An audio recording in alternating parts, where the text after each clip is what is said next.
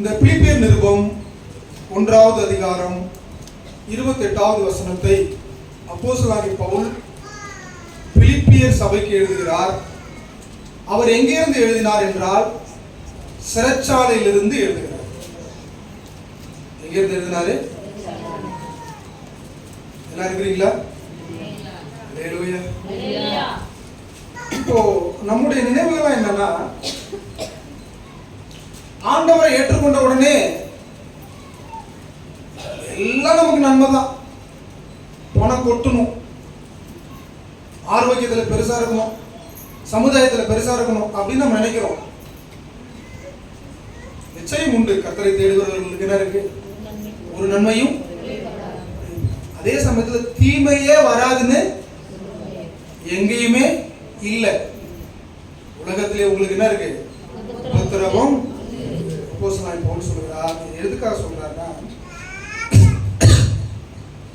எனக்கு இருக்கிற பாடுகள் உங்களுக்கும் என்ன செய்யும்? வரும். நான் படுற பாடு நீங்களும் என்ன செய்ய வேண்டியதா இருக்கு? இயேசு கிறிஸ்து சொல்லி இருக்கிறாரு,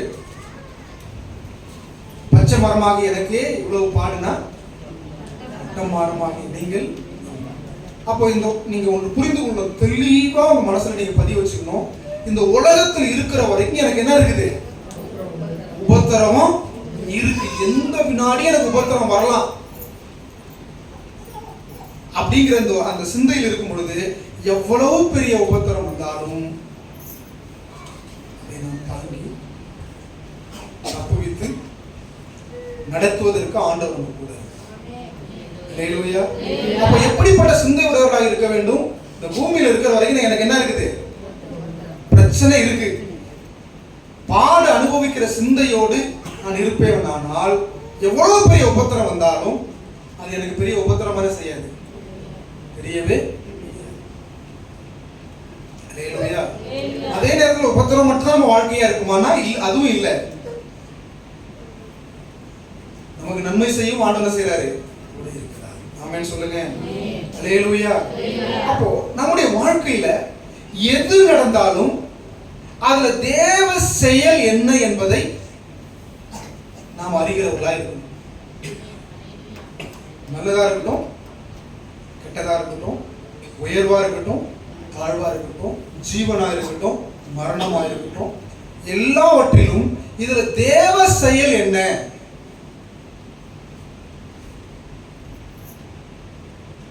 அப்போஸ்தலனாகிய பவுல் ஜெயிலில் இருந்து சொல்றாரு, இதுவும் தேவ. நீங்க உபத்திரம் பட்டு கொண்டிருக்கிறீங்களே, அதுவும் தேவ செயல். அப்ப நம்ம வாழ்க்கையில எது நடந்தாலும் இது தேவனுடைய செயல் என்னங்கிறத நாம நிதானிக்கிறவர்களா இருக்கணும். வேதம் அதெல்லாம் சொல்கிறது, ஆவிக்குரியவன் சகலவற்றையும் நிதானித்து அறிகிறான்.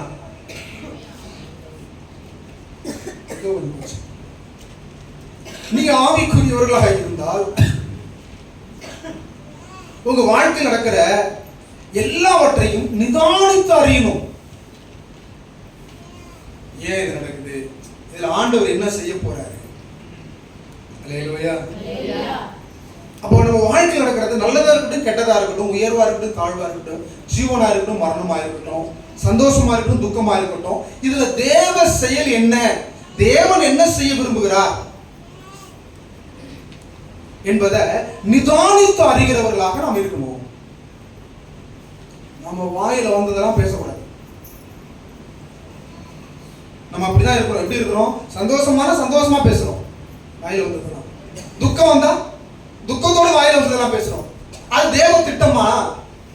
இல்ல தேவ திட்டம் என்ன இருக்கு அங்க? என்ன செய்யறது? நாம யோசிக்கிறதே இல்ல. பின்னாடி வர்ற எல்லாத்துக்கும் உங்களுக்கு தெரியும்,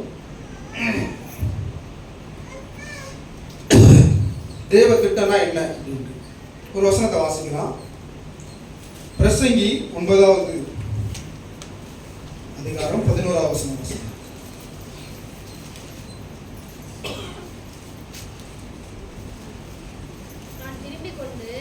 நான் நிறுத்தி வாசிக்கிறேன். நான் திரும்பிக் கொண்டு சூரியனுக்கு கீழே கண்டதாவது.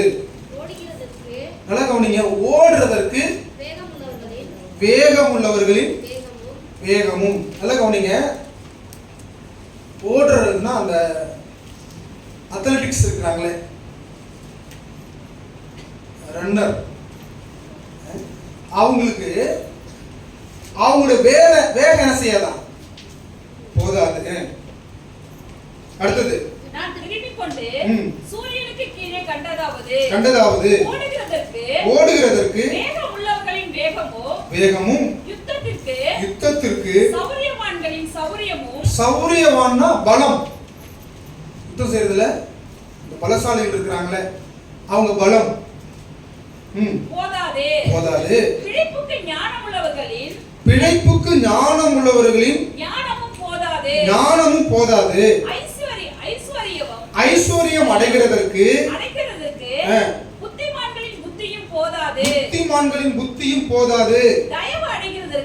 தயவு அடைகிறதற்கு வித்வான்களின் அறிவும் போதாது. அவர்கள் எல்லாருக்கும் நல்ல கவனிங்க, சமயமும் தேவ செயலும் நேரிட வேண்டும். அல்லேலூயா சொல்லுங்க. ஜாப சொல்லுங்க. அல்லேலூயா. என்ன சொல்றாரு? ஓட்டச்சாலையில ஓடுறாங்களே, பந்தயசாலையில ஓடுறாங்களே, இந்த பிளேயர்ஸ், வீரர்கள், ஓட்டப்பந்தய வீரர்கள், அவங்க ஓடுறதுக்கு அவங்களுடைய வேகம் மட்டும் பத்தாதான். ஆமென் சொல்லுங்க.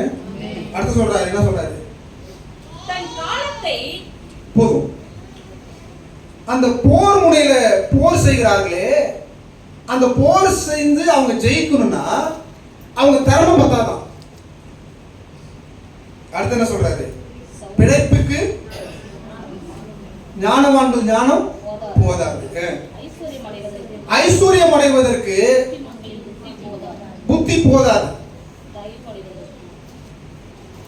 இதெல்லாம் உனக்கு வேகம் இருக்கலாம், பலம் இருக்கலாம், ஞானம் இருக்கலாம், புத்தி இருக்கலாம், வித்வானா இருக்கலாம், இது மட்டும் உனக்கு பத்தாது. என்ன வேணும்? சமயத்தை ஆண்டு வச்சிருக்கிறார், ஒரு காலத்தை வச்சிருக்கிறார். அல்லேலூயா சொல்லுங்க. ஜாம சொல்லுங்க. அல்லேலூயா. அதான் வேதம் சொல்றது, ஏற்ற காலத்தில் உன்னை உயர்த்தும்படி அவருடைய பலத்தை கைதுனா செய்ய அடங்கி. ஆமென் சொல்லுங்க. அப்போ ஏற்ற காலத்தை ஒவ்வொரு திருங்கத்தை வச்சிருக்கிறார். அதுக்கு முன்னாடி நீங்க என்ன தலைகள்னாலும், குட்டிக்காரன் அடிச்சாலும் ஒண்ணு நடக்காது. ஆமென் சொல்லுங்க. ஜாம சொல்லுங்க. அல்லேலூயா.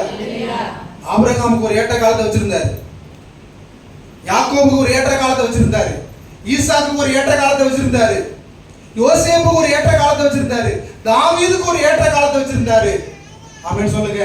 மோசேக்கு ஒரு ஏற்ற காலத்தை வச்சிருந்தாரு. உங்களுக்கும் எனக்கும் ஏற்ற காலத்தை வச்சிருக்காரு. ஆமென் சொல்லுங்க. அல்லேலூயா.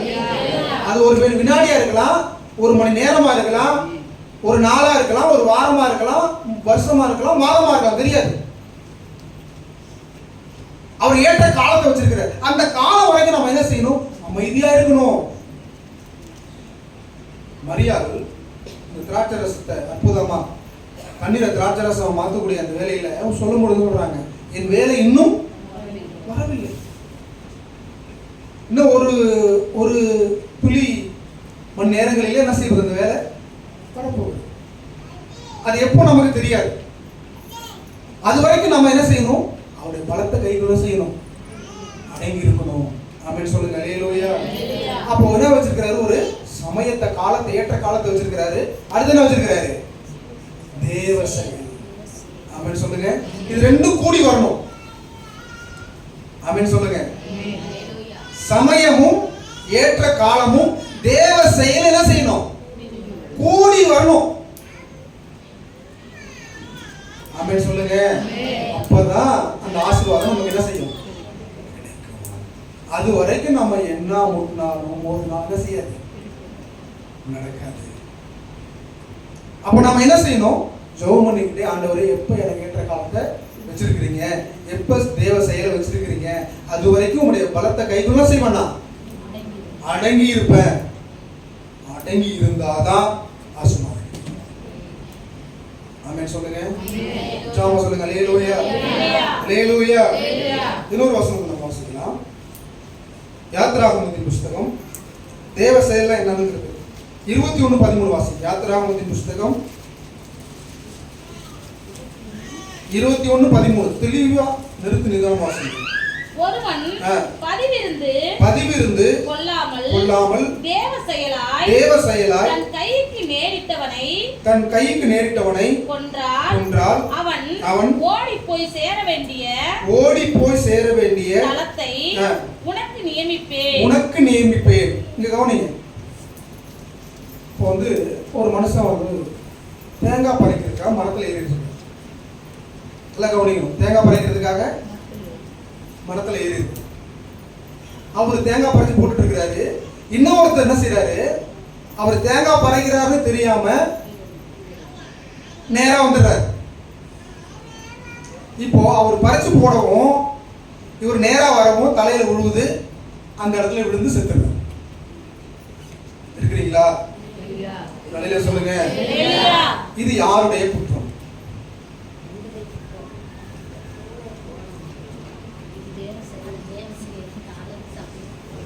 இருக்கிறீங்களா? யாரோட குற்றம் இது? மேல பறிச்சவன் குற்றமும் இல்ல, கீழே போன குற்றமும் இல்ல. இது தேவ செயல். அங்க தெளிவா எழுதிருக்கு தேவ செயலா. அவன் போகணும், அந்த இடத்துல விழுந்து சாகணுங்கிறது தேவ செயல். இது யாராலையும் செய்ய முடியாது. அங்க வாசிக்கிறோம், ஒருவன் பதிவிருந்து கொள்ளாமல், அவன் மேல இருக்கிறவனுக்கு அவனை கொல்லணும்னு இன்டென்ஷன் என்ன கிடையாது, இல்ல.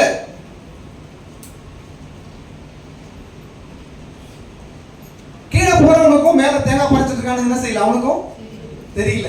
ஆனா அவன் போடணும், விழுந்து சாகணும்னு தேவன் முன் குறிச்சு வச்சிருக்கிறார். அதுதான் தேவ செயலாய்.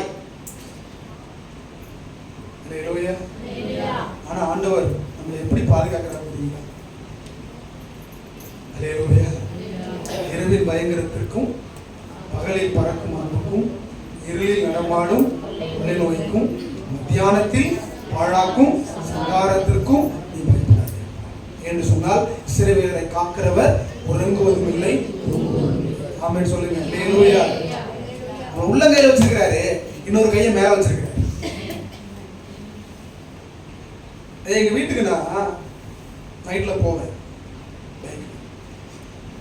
அந்த வழியா போகும் நிறைய பனைமரம் இருக்கும்.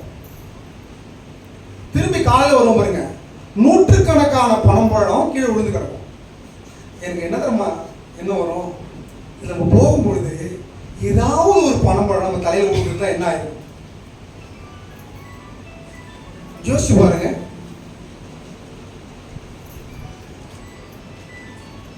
ஆமாவா இல்லையா? அல்லேலூயா. ஜாம சொல்லுங்க. அல்லேலூயா. இந்த பனைமரம்லாம் சாதாரண பனைமரம் இல்லை, ஒன்று 100 அடிக்கு மேல. அதுல இருந்து ஒரு சின்ன ஒரு பிஞ்சு காய் விழுந்தா கூட நம்ம சொல்லி முடிஞ்சிச்சு. ஆனா ஆண்டவர் என்ன செய்யறாரு? அல்லேலூயா. ஜாம சொல்லுங்க. அல்லேலூயா. தேவ செயல்லாம் புரிஞ்சுக்கணும். ஆண்டவருடைய அனுமதியோடு நடக்கிறதா என்னது? தேவ செயல். நம்ம வாழ்க்கையில் இருக்கிற எல்லாவற்றிற்கும் ஒரு தேவ செயல் ஒன்று இருக்கிறது. நாம என்ன பண்ணிக்கிறோம், எது நடந்தாலும் வாய்க்கு வந்ததெல்லாம் பேசுறோம். அப்படி பேசக்கூடாது. நம்ம இப்ப இன்னும் ஒரு காரியம் சொல்ல போறேன், சொன்னா நல்லா புரிஞ்சிடும். ஒரு மனுஷன் ஏற்றிருக்கிறார். அந்த மனிதனை குறித்த ஒரு தீர்க்க தரிசனம் இருக்கிறது. இந்த மனுஷன் இந்த பூமியிலே பிறப்பார், அவர் நசரேயனாய் இருப்பார், அவர் திராட்சரசம் மதுவும் என்ன செய்யக்கூடாது, குடிக்கக்கூடாது, இஸ்ரவேல் ஜனங்களை ரட்சிக்க தொடங்குவார் அப்படின்னு ஒரு மனுஷனுக்கு தீர்க்க தரிசனம் இருக்கு. அந்த மனுஷன் யாரும் சொல்ல முடியுமா? இருக்கிறதுல இயேசு கிறிஸ்து போயிடக்கூடாது. யோவானும் இல்லை, சிம்சோன்.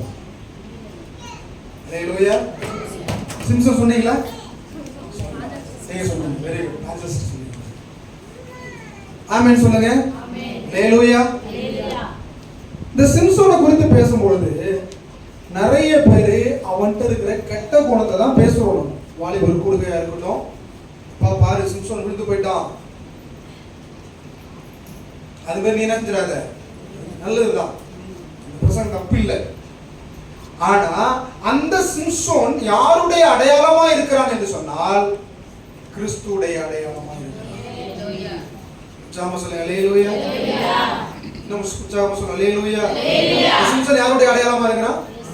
பாட்டு பாடுறோம்ல, வேதத்தில் காணும் பாத்திரம் எல்லாம் இயேசுவை என்னையும் அவ்வித பாத்திரமாய் வணைந்து கொள்ளுமே பாட்டு பாடுறோம். அப்போ இந்த சிம்சோன் யாரைக்கு முன் அடையாளமா இருக்கிறாரு? ஆனா அவருடைய நிறைய காரியங்கள் வந்து கிறிஸ்துவ பிரதிபலிக்கல, சில காரியங்கள் பிரதிபலிக்குது.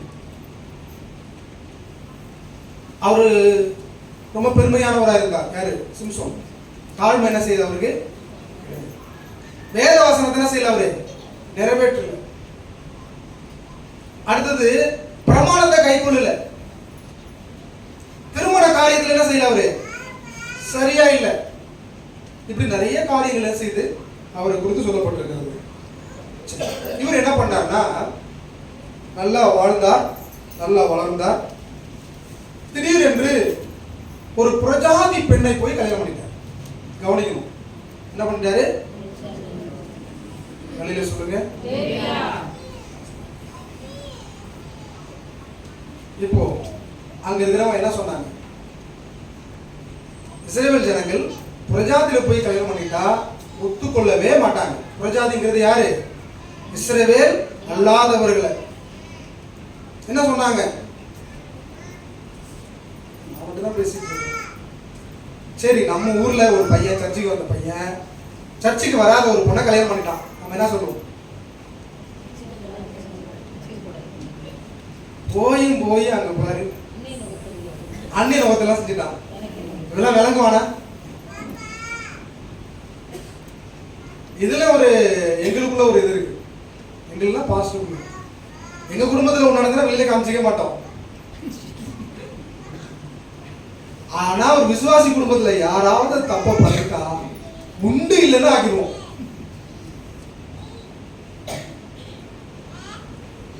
ஒண்ணு சொல்லுவாங்க, நான் தப்பு செஞ்சுட்டா எனக்கு நானே வக்கீல்.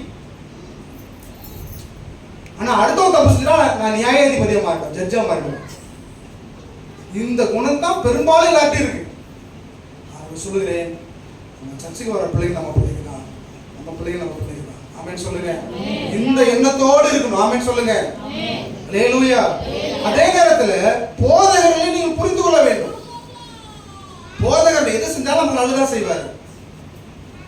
நம்மளை பழிவாங்க எதை என்ன செய்ய மாட்டாரு? ஆமென் சொல்லுங்க.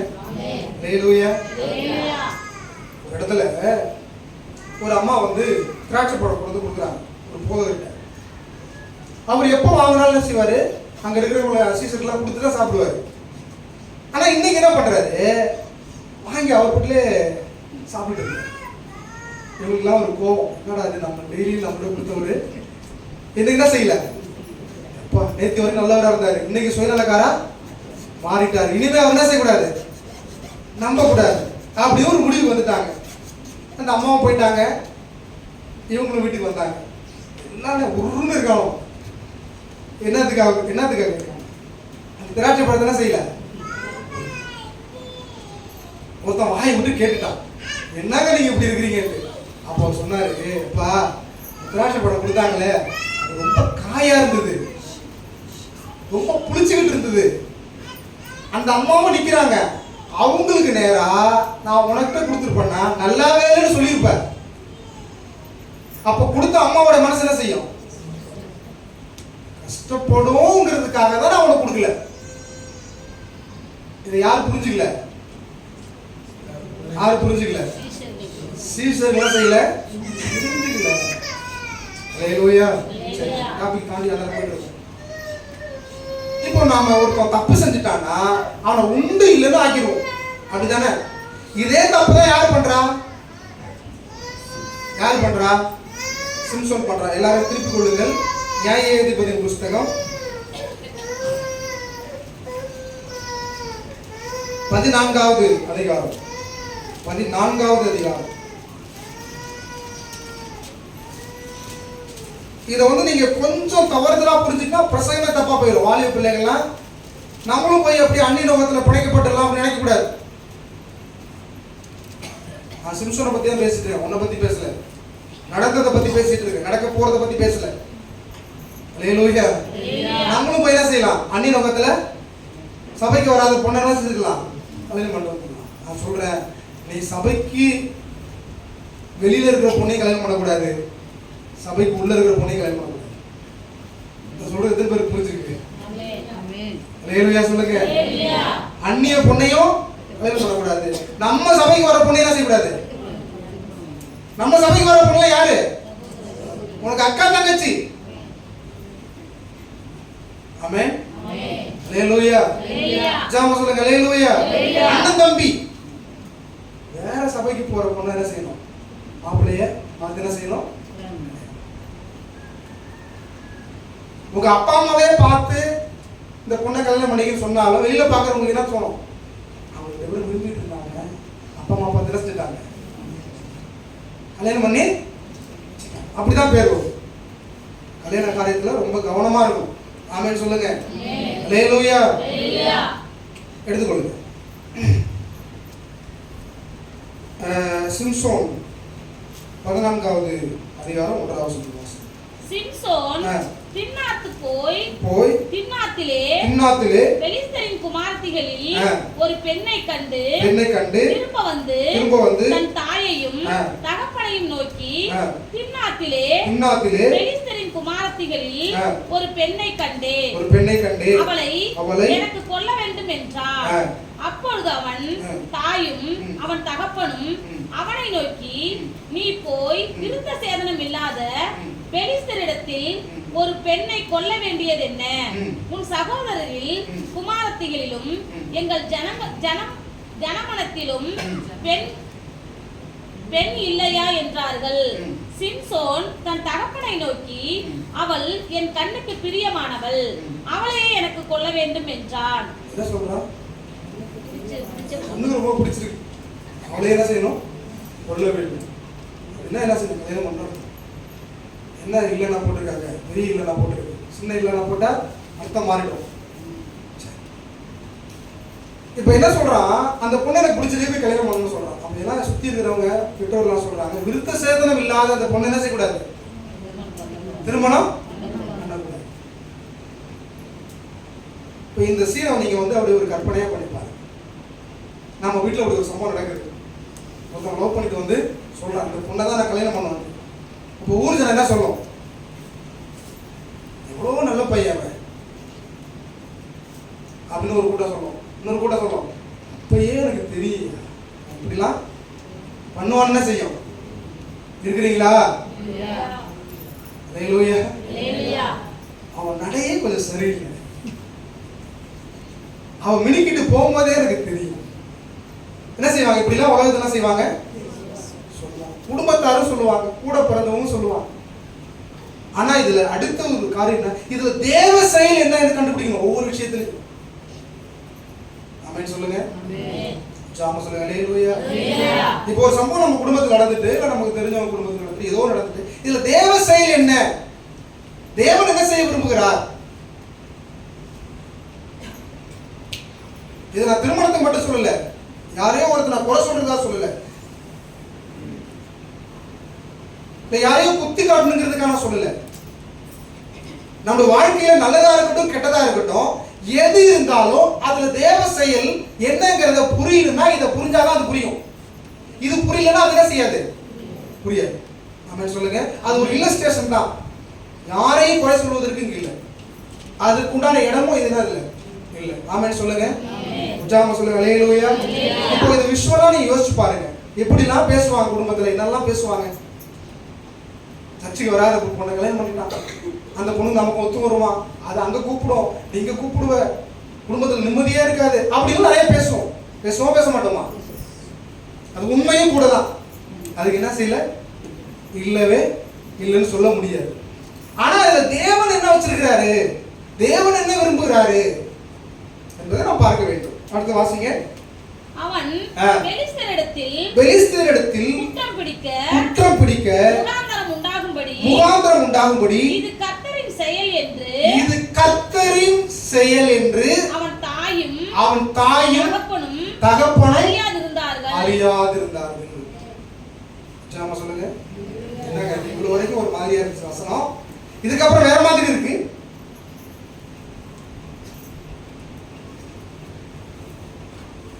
என்ன எழுதப்பட்டிருக்கிறது? நல்ல கவனிங்க. ஏற்கனவே இஸ்ரவேல் ஜனங்கள் யார் இடத்துல வந்து அடிமைப்பட்டிருக்கிறாங்க? பெலிஸ்தீர் இடத்துல என்ன செய்றாங்க? அடிமைப்பட்டிருக்கிறாங்க. அவர்களை குற்றம் கண்டுபிடிப்பதற்காக இது தேவனின் செயல் என்று யார் அறியாதிருந்தார்களா? இன்னும் சொல்ல போனா சிம்சோனுக்கே தெரியல. இப்ப இந்த வசனத்தை வச்சு நீங்க முழு வேதாகமத்தை பார்க்கணும், எல்லாருடைய வாழ்க்கையை பார்க்கணும். வாய்க்கு வந்ததெல்லாம் இதை என்ன செய்யக்கூடாது? நாம தப்பு பண்ணிட்டாங்க, தவறு செஞ்சுட்டாங்க, அது செஞ்சுட்டாங்க, இது செஞ்சுட்டாங்க, எனக்கு இழப்பை ஏற்படுத்திட்டாங்க, பிசினஸ்ல லாஸ் ஏற்படுத்திட்டாங்க, கடனை ஏற்பட்டுட்டு, உன்னாலதான் என் வாழ்க்கை வீணா போயிட்டு, உன்னை கல்யாணம் பண்ணதுனாலதான் என் வாழ்க்கை வீணா போயிட்டு, இந்த வேலைக்கு போனால்தான் என் வாழ்க்கை வீணா போயிட்டு, அங்க போனதால வாழ்க்கை வீணா போயிட்டு, என் வீடு கட்டுறதுனால வாழ்க்கை வீணா போயிட்டு, நீ வெளிநாட்டுக்கு போகாதனால வாழ்க்கை வீணா போயிட்டு, அப்படிலாம் பேசவே கூடாது. நான் சொன்னதை நீங்க கேட்காம போனதுனாலதான் வாழ்க்கை வீணா போயிட்டு, இப்படிதான் பேசிக்கிட்டு இருக்க முடிய நடந்த சம்பவத்துல தேவனுடைய செயல் என்னங்கிறத நம்ம செஞ்சுட்டோம், மறந்துட்டோம். ஆமென் சொல்லுங்க. ஹல்லேலூயா. அப்ப என்ன சொல்றாரு அங்க ஆண்டவர் சொல்றாருன்னா, அவன் கல்யாணம் பண்ணது சரிதான் சொல்றாரு. அப்படிதானே அர்த்தம்? ஆமாவா இல்லையா? அவ விருத்த சேதனம் இல்லாத பொண்ணுதான், அந்த குடும்பத்தில் உள்ள பொண்ணுதான். ஆனா இது கர்த்தரின் செயல் என்று அறியாது இருந்தாங்க. நல்லா புரிஞ்சுக்கணும். கொஞ்சம் நீங்க மிஸ் அண்டர்ஸ்டாண்டிங் எடுத்துட்டீங்கன்னா பிரசங்கமே தப்பா போயிடும். பாவம் செய்யறதுக்கு இதுவும் உங்களுக்கு இடர்லான கல்லா போயிடும். நான் நடந்ததை பத்தி தான் பேசுறேன், நடக்க போறதை பத்தி பேசல. ஹல்லேலூயா. ஜாம சொல்லுங்க. ஹல்லேலூயா. ஹல்லேலூயா. அப்போ நம்ம வாழ்க்கையில எது நடந்தாலும் அது தேவ செயல் என்ன, தேவன் என்ன திட்டம் வச்சிருக்கிறாரு. அப்போ இஸ்ரவேல் ஜனங்கள் பெலிஸ்தீர் இடத்துல அடிமைகளாக இருக்கிறார்கள். அவர்களை மீட்பதற்காகவே இந்த திருமணம் என்ன செஞ்சுச்சு? அவர்களை பழி வாங்குவதற்காகவே என்ன செஞ்சுச்சு? இந்த திருமணம் என்ன செஞ்சுச்சு? நடந்தது. இது யாரு அறியல? அவங்க அப்பாவும் அறியல, அவங்க அம்மாவும் அறியல, சுத்தி இருந்தவங்களும் அறியல, சிம்சோனும் அறியல. ஆமென் சொல்லுங்க. ஜாம சொல்லுங்க. ஹல்லேலூயா. ஹல்லேலூயா. அப்போ தேவ செயல் என்று அறியாதிருந்தார்கள். புரியுதா? நம்ம வாழ்க்கையில் எவ்வளவு தவறு நம்ம பண்ணிட்டு இருக்கோம். எதுக்கெடுத்தாலும் வாய்ப்பு வந்து பேசுறோம்ல. அவன் அங்க போனதுனாலதான் அந்த பிரச்சனை வந்துச்சு, இவ இங்க போனதாலதான் பிரச்சனை வந்துச்சு, இந்த இடத்த வாங்கினதாலதான் பிரச்சனை வந்துச்சு, அங்க வீடு கட்டினதாலதான் பிரச்சனை வந்துச்சு, நீ வெளிநாட்டுக்கு போகாதனாலதான் பிரச்சனை வந்துச்சு நம்ம சொல்றோம்ல.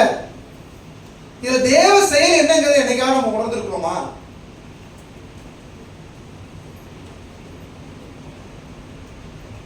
தேவ செயல் என்ன இருக்கு? ஆமென் சொல்லுங்க. ஜாம சொல்லுங்க. ஹல்லேலூயா. அப்போ வாழ்க்கையில் எது நடந்தாலும் அந்த தேவ செயல் என்ன என்பதை என்ன செய்யணும்?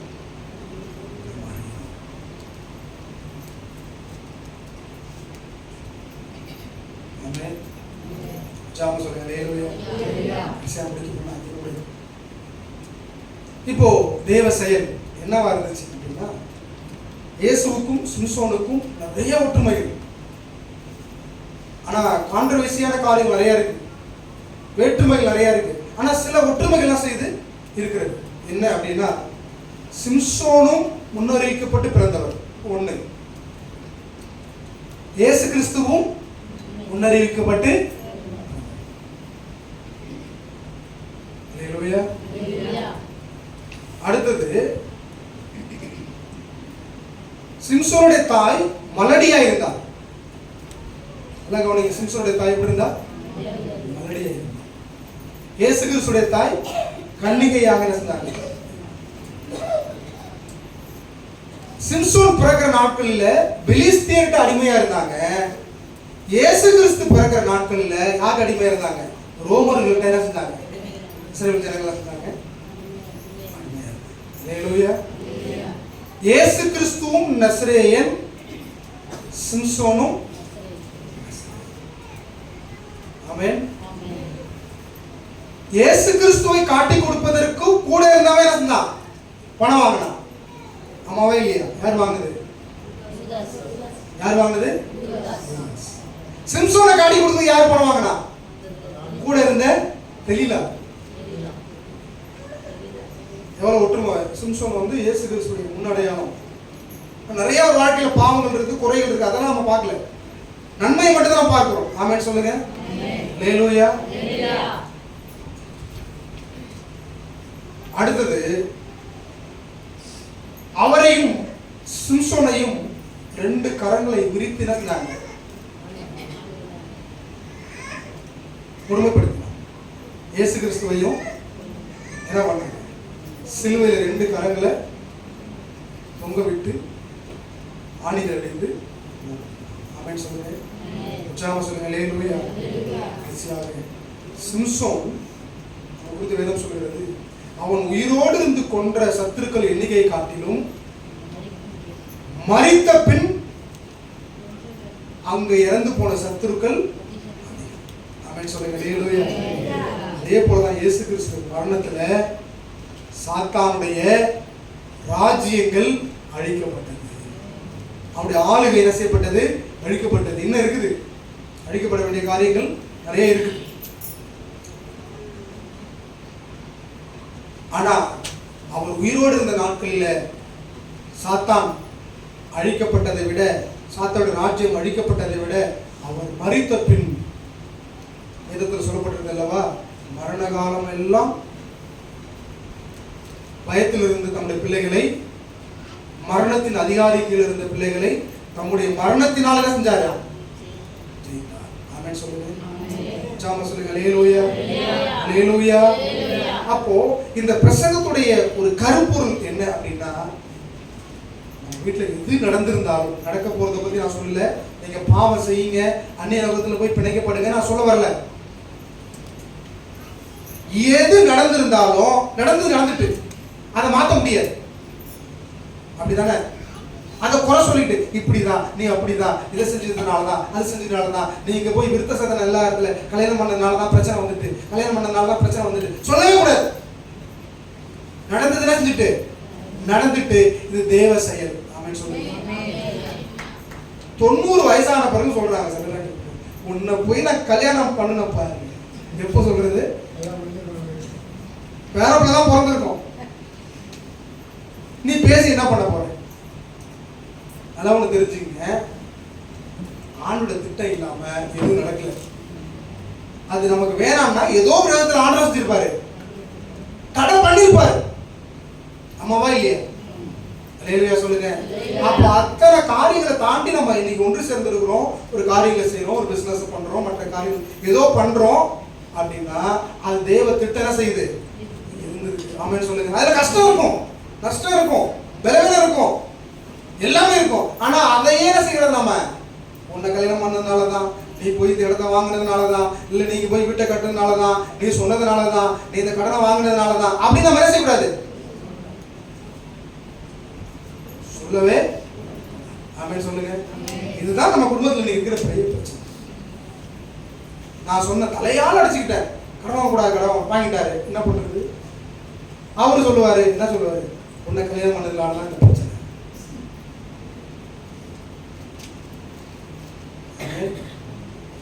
ஹல்லேலூயா. அப்போ இது வந்து ஒருத்தருக்கு ஒருத்தர் செய்யணும். நான் தான் அந்த வண்டியை வாங்கக்கூடாதுன்னு சொன்னேன் உன்னை, இப்ப டியூ கட்டுறது என்ன தானே கேட்கிறேன் நீ. அப்போ ஆண்டவர் அந்த வண்டி நம்ம வீட்டுக்கு வரணும்னு வச்சிருக்காரு, திட்டம் வச்சிருக்காரு. தீர்க்க தரிசனம் வருதா வார்த்தைங்களா? ஹல்லேலூயா. அவங்களுக்கு நான் மொழி போடக்கூடாது சொன்னேன், பாத்தியா? நம்ம வீட்டுல தேவை வச்சிருக்கும் போது அவங்க என்ன செய்யல, போடு, நோட்டா பாரு.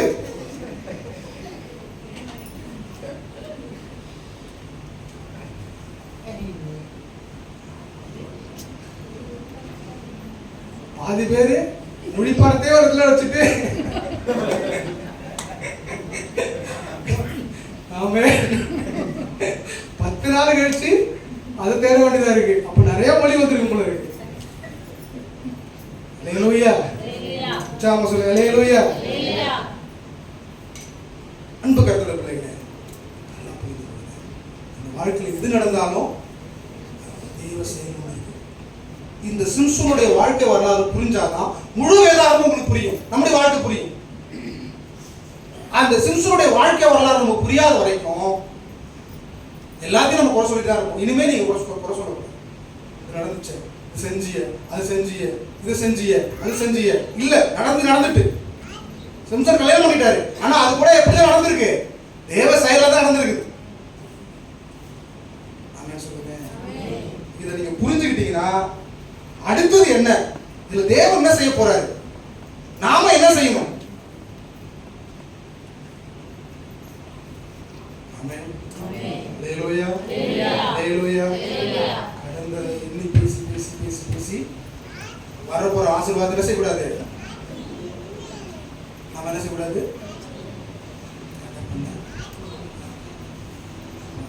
எல்லாவற்றிலும் தேவ செயல். தேவ செயல் இல்லாம நம்ம வாழ்க்கை இல்லை. தேவ திட்டம் இல்லாம நம்ம வாழ்க்கை இல்லை. வீட்டை விட்டு வெளில போறீங்க, போயிட்டு வீடு திரும்ப தேவ செயல். தூங்குறீங்க, காலையில் எழுந்திருப்ப தேவ செயல். ஆமென் சொல்லுங்க. தேவ செயல் இல்லாம ஒண்ணுமே உங்க வாழ்க்கை நடக்கல. இது வரை நடந்தது எல்லாமே தேவ செயல். இதை நீங்க புரிஞ்சுக்கணும்னா சிம்சனுடைய வாழ்க்கை தான். நான் வெளியிருந்து பார்க்கும்போது தப்பு பண்ணிட்டான்னு தோணும். அப்படிதானே தோணும். நீங்க சிம்சனோட அப்பா அம்மா தானே சொல்லியிருப்பீங்க. நீங்க நம்ம குலம் என்ன, நம்ம கோத்திரம் என்ன, நம்ம எப்பேற்பட்ட தெய்வத்தை வணங்குறோம், நீ போய் என்ன செஞ்சுட்ட, அந்நிய பொண்ணை கல்யாணம் பண்ணிட்டு வந்துட்டேன்னு சொல்லுவோம். ஆனா வேற என்ன சொல்லுதுன்னா அது தேவ செயல். ஹல்லேலூயா சொல்லுங்க. அழுகு பிள்ளைங்க, நான் மறுபடியும் சொல்றேன், இது அட்வான்டேஜா எடுத்துக்கூடாது. நீங்க நான் தேவ செயலை செய்ய போறேன். ஹல்லேலூயா. அட்வான்டேஜ் என்ன செய்யக்கூடாது, எடுத்துக்கொள்ள சொல்லிட்டேன். சர்ச்சுக்குள்ளேயே நம்ம சர்ச்சுக்குள்ளேயே கல்யாணம் பண்ணக்கூடாது. சர்ச்சுக்கு வராத பொண்ணு என்ன செய்யக்கூடாது, கல்யாணம் பண்ணக்கூடாது. தேவன் நமக்கு வச்சிருக்கிறார். ஆமென் சொல்லுங்க. ஹல்லேலூயா. ஹல்லேலூயா. தேவ செயல், தேவனுடைய வேலை அவர் தெளிவா அவர் காது வச்சிருக்கார். நம்ம உயர்வுடையவர்களுக்கு நம்முடைய பலம் பத்தாது.